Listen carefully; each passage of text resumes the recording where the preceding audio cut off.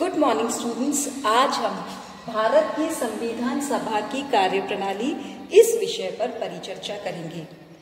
पिछले व्याख्यान में हमने भारत के संविधान सभा के गठन के बारे में परिचर्चा की थी। आज हम संविधान सभा ने किस तरह से कार्य करा, कैसे भारत के संविधान का निर्माण करा, इस विषय पर कुछ परिचर्चा करेंगे। जुलाई 1946 में संविधान सभा के इलेक्शन के बाद ही, उसके गठन के बाद से ही कांग्रेस का यह मानना था कि संविधान निर्माण का कार्य जो है उसे अतिशीघ्र प्रारंभ कर दिया जाए।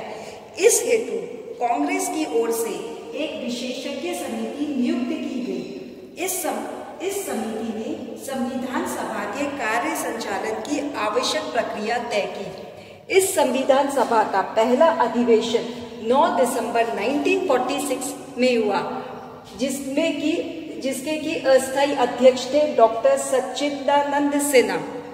इसके बाद 11 दिसंबर 1946 में डॉक्टर राजेंद्र प्रसाद को संविधान सभा का स्थायी अध्यक्ष चुना गया। 13 दिसंबर 1946 में नेहरू ने संविधान सभा के समक्ष उद्देश्य प्रस्ताव रखे।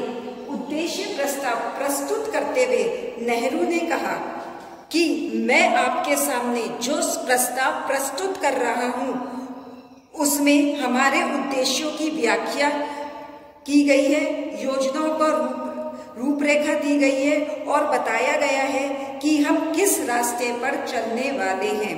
उद्देश्य प्रस्ताव में भारत को स्वतंत्र, प्रभुता संपन्न गणराज्य घोषित करने की बात व्यक्त की गई।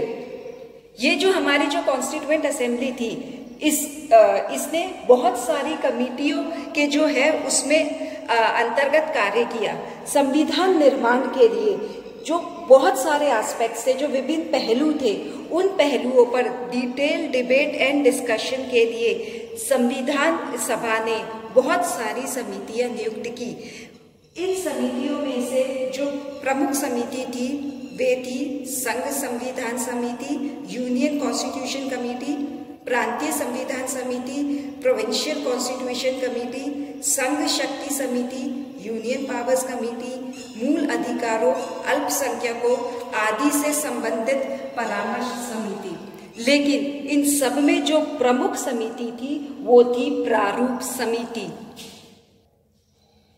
इस प्रारूप समिति के अध्यक्ष थे डॉक्टर भीमराव अंबेडकर। इस समिति का गठन 29 अगस्त 1947 में किया गया। इस समिति के अन्य सदस्य थे गोपालास्वामी अयंगर, कृष्णास्वामी अय्यर, के.एम. मुंशी, श्री एन. माधव आदि। अक्टूबर 1947 में संविधान सभा का पहला प्रारूप तैयार हुआ। अगस्त में इस प्रारूप समिति के गठन के साथ ही जो है वो जो प्रारूप था वो इस प्रारूप समिति को सौंप दिया गया। फरवरी 1948 में प्रारूप समिति ने जो प्रारूप था संविधान का, उसे भारत के संविधान सभा के अध्यक्ष को सौंप दिया। संविधान सभा में कुल 12 अधिवेशन हुए, जिसमें 165 डेज लगे। 114 दिन जो है संविधान का प्रारूप निर्धारित करने में लगे। एक एक क्लॉज पर डिटेल डिबेट एंड डिस्कशन हुआ। 26 नवंबर 1949 को संविधान को अंतिम रूप में रखा गया और 24 जनवरी 1952 को संविधान की 3 प्रतियां जो थी वह सभा पटल में रखी गई। इस प्रकार हमारा जो संविधान था भारत का, उसे बनने में 2 साल 11 महीने और 18 दिनों का समय लगा।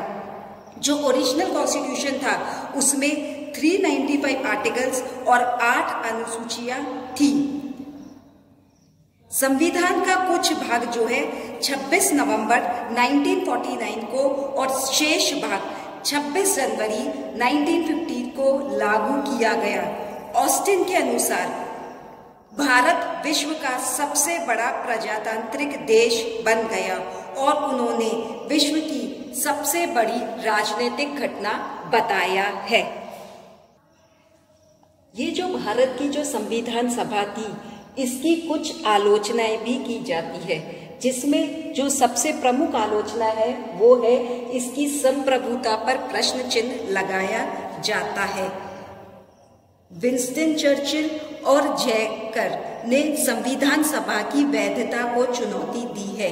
उनका मानना है कि संविधान सभा का निर्माण ब्रिटिश सरकार द्वारा किया गया, ऐसे में किसी अन्य द्वारा उत्पन्न संस्था की संप्रभुता पर प्रश्न चिन्ह लग जाता है।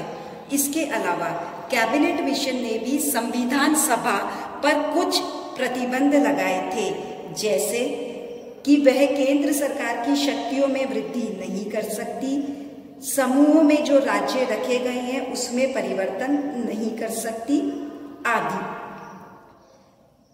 लेकिन ये जो प्रश्न है कि यह संप्रभुता पर जो प्रश्न उठाया जाता है, यह जो नेता थे, कांग्रेस के नेता या जो संविधान सभा के नेता थे, उन्होंने इसको पूरी तरह से निर्मूल साबित किया। कैसे? पहले तो संविधान सभा के अधिकांश सदस्यों ने कैबिनेट मिशन द्वारा लगाए गए प्रतिबंधों को अस्वीकार करा। फिर संविधान सभा के जो प्रस्ताव थे उसके पीछे भारतीय जनता की स्वीकृति प्राप्त थी, क्योंकि भारतीय जनता स्वयं चाहती थी कि संविधान सभा का निर्माण हो, इसलिए इसकी जो संप्रभुता है इस पर प्रश्न चिन्ह नहीं लगाया जा सकता। ब्रिटिश सरकार यह चाहती थी कि लॉर्ड वेवल को संविधान सभा का अध्यक्ष नियुक्त किया जाए, किंतु सभा ने अस्थायी अध्यक्ष डॉक्टर सच्चिदानंद सिन्हा और बाद में स्थायी अध्यक्ष डॉक्टर राजेंद्र प्रसाद को चुना। सभा ने यह प्रस्ताव भी पारित करा कि जो है यह सभा स्वयं को ही विघटित कर सकती है अगर वह 2/3 बहुमत से ऐसा प्रस्ताव पारित करे। फिर भारतीय स्वतंत्रता अधिनियम के लागू होते ही कैबिनेट मिशन द्वारा लगाए गए जितने भी प्रतिबंध थे वह स्वयं ही खत्म हो गए। इसलिए यह कहना कि यह सभा जो है ब्रिटिश संसद के अधीन थी, तो ऐसा नहीं है।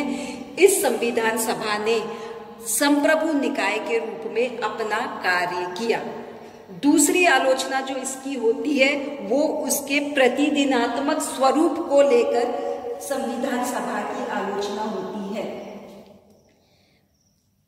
देखिए, ये आपको पता है कि भारत की जो संविधान सभा थी उसका गठन प्रत्यक्ष निर्वाचन प्रणाली के आधार पर नहीं हुआ। इसका गठन प्रांतीय विधानसभाओं के द्वारा किया गया, जिनका स्वयं का जो चुनाव था वो सांप्रदायिक निर्वाचन प्रणाली के द्वारा हुआ। श्री जयप्रकाश नारायण ने संविधान सभा के प्रत्यक्ष निर्वाचन पर बल दिया। उन्होंने यह कहा कि इसमें कि हम भारत के लोग जैसे शब्दावली जो है हम इसमें प्रयोग नहीं कर सकते जब तक कि यह सभा जनता के द्वारा निर्वाचित नहीं होती। फिर कुछ का यह मानना था कि यह जो सभा है इसमें कांग्रेस की मेजॉरिटी है और जो अपर क्लास हिंदू है उसकी मेजॉरिटी है। इसीलिए चर्चिल ने भी यह माना कि यह जो संविधान सभा है यह देश की एक जो बड़ी जाति है उसी का ही प्रतिनिधि कर रही है। अगर हम ऊपरी तौर पे देखें तो ये जो आलोचनाएं हैं ये सही प्रतीत भी होती है, लेकिन तात्कालीन परिस्थितियों को देखते हुए जो डायरेक्ट इलेक्शन की बात है कि यह जनता के द्वारा डायरेक्टली इलेक्टेड हो, यह पॉसिबल ही नहीं था। तो उस समय के अनुरूप जो तात्कालीन परिस्थितियां थी उसमें भारत में एकता को बनाए रखना सबसे इम्पोर्टेंट था और जो अप्रत्यक्ष निर्वाचन था इसी के आधार पर यह एकता बनी रह सकती थी। दूसरा, जब 1952 में प्रथम आम चुनाव हुए तो जितने भी जो प्रमुख नेता थे संविधान सभा के जिन्होंने चुनाव लड़ा उन्होंने यह चुनाव जीता भी। तो उस समय हो सकता है संविधान सभा के निर्माण के दौरान उनका निर्वाचन अप्रत्यक्ष था, लेकिन 1952 के प्रथम आम चुनाव में जनता ने उन्हें प्रत्यक्ष रूप से निर्वाचित किया। तीसरा, कांग्रेस ने जो है खुद इस कॉन्स्टिट्यूएंट असेंबली को, संविधान सभा को जो है प्रतिनिधात्मक स्वरूप देने की कोशिश करी।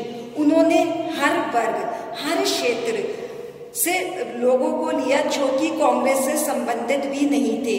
उन्होंने वैधानिक और प्रशासनिक योग्यता से जो इम्पोर्टेंट व्यक्ति थे उनको इस कॉन्स्टिट्यूएंट असेंबली में जगह दी, जैसे डॉक्टर अंबेडकर, अयंगर, सच्चिदानंद सिन्हा, श्यामा प्रसाद मुखर्जी, के.टी. शाह आदि। इवन अंबेडकर को तो जो था प्रारूप समिति का अध्यक्ष भी बनाया गया। संविधान में सभी जाति, वर्गों और प्रदेशों को प्रतिनिधित्व दिया गया। हाँ, यह कहना कि इसमें कांग्रेस का बहुमत था, तो कांग्रेस ने स्वतंत्रता आंदोलन का सूत्रपात जो है उन्होंने किया और पूरा स्वतंत्रता आंदोलन ही कांग्रेस के द्वारा किया गया। तो नो डाउट जो मेजॉरिटी ऑफ द मेंबर्स थे वह कांग्रेस के ही थे, लेकिन फिर भी कांग्रेस के नेताओं ने इस चीज का ध्यान दिया कि वह हर वर्ग और हर क्षेत्र से नेताओं को जो है सदस्यों को इस कॉन्स्टिट्यूएंट असेंबली के अंदर रखे।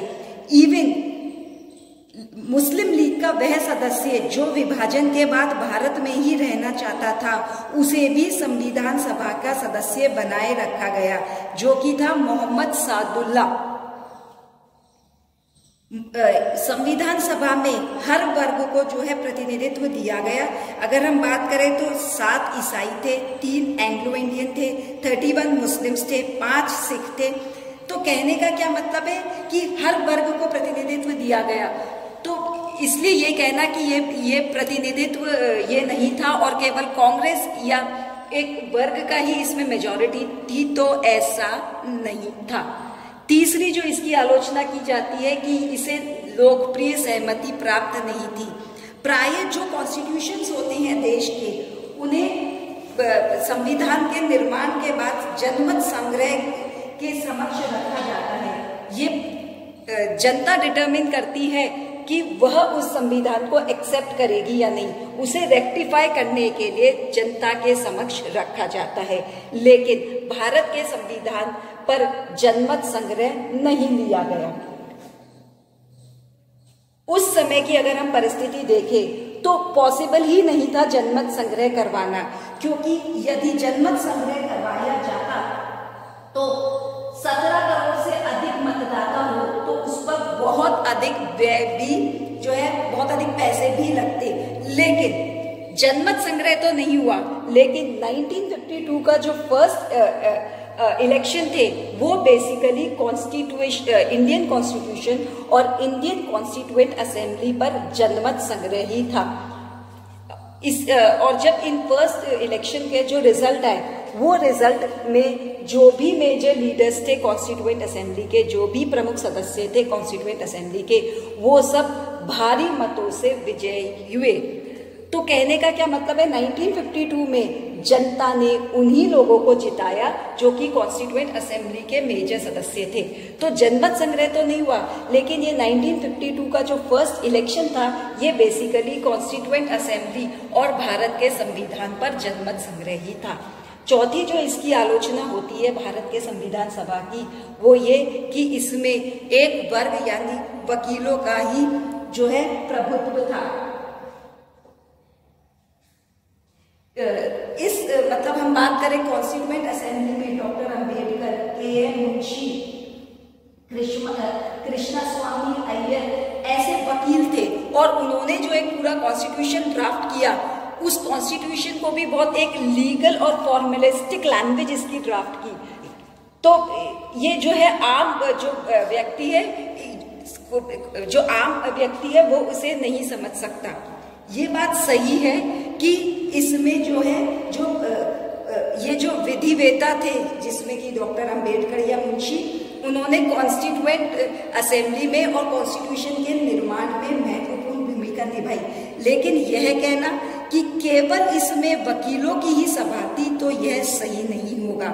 यदि हम सदस्यों की सूची पर दृष्टि डालें तो यह बात स्पष्ट होगी कि इसमें विभिन्न व्यवसायों, बुद्धिजीवी, समाज सेवक और विशेषज्ञ जो थे, इसमें उन सबको प्रॉपर रिप्रेजेंटेशन मिला था। अब भारत की संविधान सभा ने किस तरह निर्णय लिए? गैब्रियल ऑस्टिन ने माना है कि जो निर्णय लेने की प्रक्रिया भारत में अपनाई वह अत्यधिक श्रेष्ठ प्रक्रिया थी। इसके अंदर जो निर्णय लिए गए वो सहमति से और समायोजन के आधार पर निर्णय लिए गए। पहले अगर हम बात करें कि जो निर्णय थे वो सहमति से लिए गए।